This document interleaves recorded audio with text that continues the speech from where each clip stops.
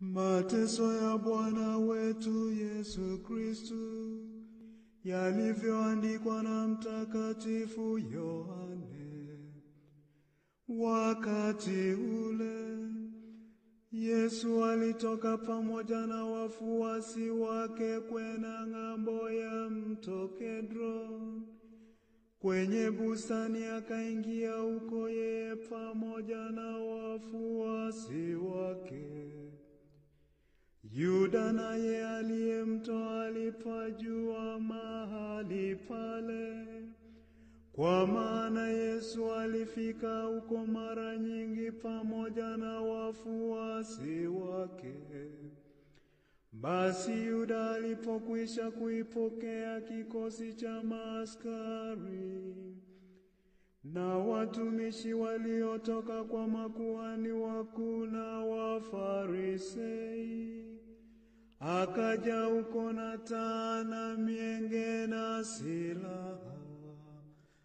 Basi Yesu akijua yote atakayompata, akatokea akawaambia, "Mwamtafuta nani?" Wakamjibu, "Yesu Mnazareti."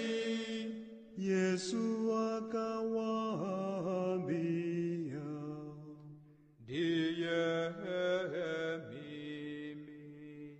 Naye Yuda aliyemtoa alikuwa amesimama pamoja nao. Basi alipowaambia, "Ndiye mimi," walirudi nyuma wakaanguka chini. Basi akawauliza tena, "Mwamtafuta nani?" Nao wakasema, "Yesu Mnazareti." Yesu akajibu, "Nimekwisha sema kwamba ni mimi. Basi kama mwanitafuta mimi, waacheni hawa waende zao." ili litimizwe lile neno alilosema, "Hawa ulionipa sikumpoteza hata mmoja wao."